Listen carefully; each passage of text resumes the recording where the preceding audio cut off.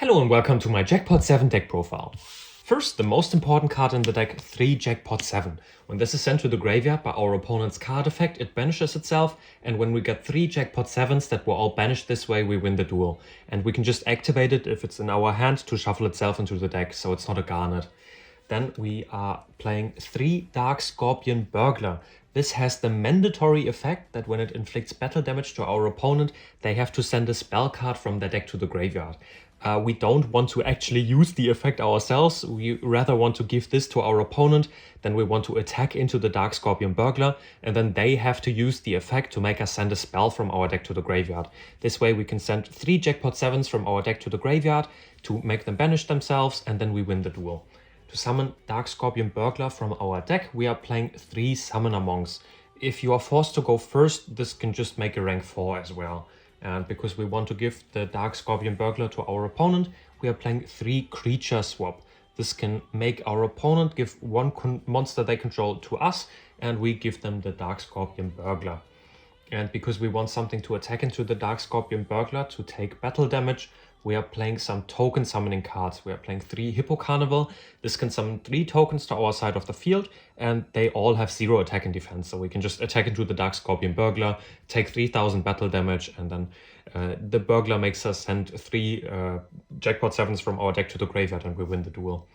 Then we are playing 3 Super Hippo Carnival. This summons as many tokens as possible, and then we can summon a Performer Pal Hip Hippo from our deck, hand, or graveyard.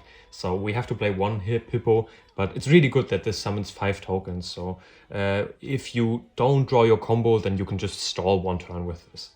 And finally, because we don't need our opponent to actually take any battle damage or any damage at all, we are playing 3 Dark Ruler no more in main deck, because we can.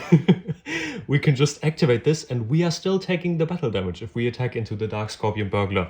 This way we can just negate all their monsters with no downside, because we don't really care about them taking battle damage.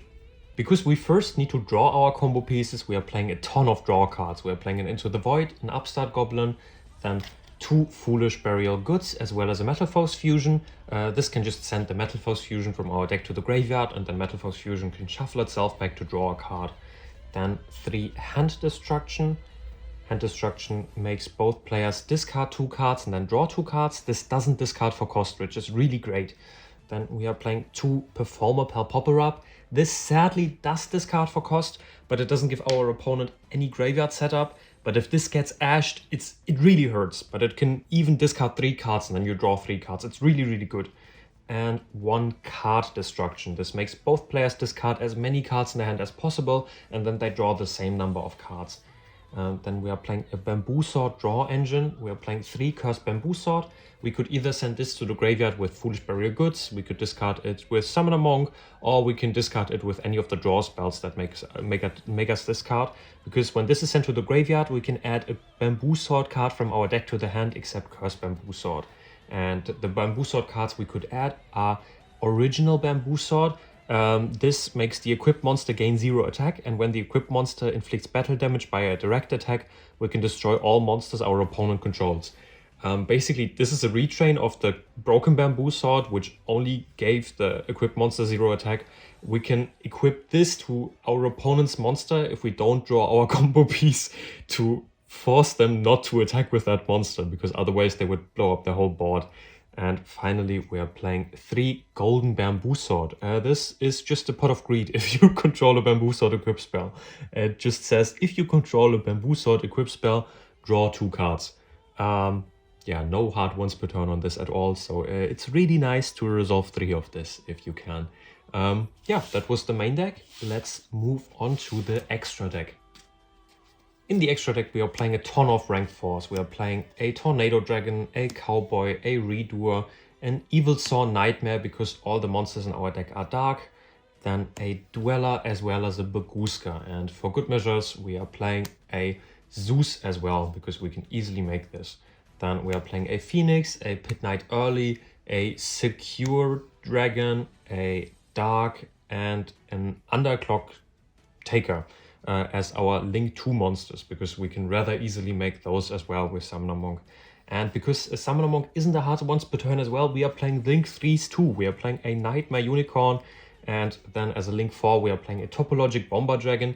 This is kind of funny because if you got a token summoning quick play spell set, you can special summon tokens to your side of the field and then trigger the Bomber Dragon on your opponent's turn. So it's basically a torrential tribute, and this has a burn effect as well. So if you want to have more life points than your opponent, Topologic Bomber Dragon is rather easy to achieve that. And then we are playing an Underworld Goddess of the Closed World just to out any problematic monsters like, I don't know, Arrival at Ignister. It will barely ever come up. Yeah, you most of the time will never summon anything from the extra deck anyway. In the side deck, we are playing 3 Nibiru, 3 Thunder King, the Lightning Strike Kaiju, as well as 3 Jizukiru, the Star Destroying Kaiju. Note that both of the Kaijus are light attribute. And then we are playing 3 Leeching the Light. This is a really funny card which makes us target a face-up monster our opponent controls, and then all monsters in face-up attack position that we control gain attack equal to the attack of the targeted monster.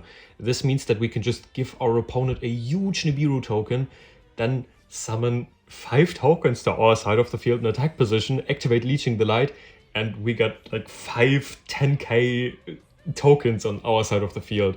It's really funny to OTK this way, and it's something that our opponent probably isn't prepared for. And then if we are forced to go first, we are playing another really funny card. We are playing 3 Switcheroo. This says that if your opponent controls the same number of monsters as you do, switch control of all those monsters. So this way we can, for example, say set a card that summons 3 tokens to our side of the field. Then we wait until our opponent has 3 monsters on their side of the field. We flip the token summoning card, activate Switcheroo, and they get 3 useless tokens to their side of the field, while we get 3 of their monsters. It's really cool. You can even do this with like 5 monsters on their side of the field if you control 5 tokens.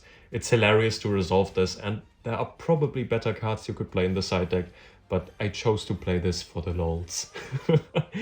Well, I hope you like this deck, and I'll see you in the next video.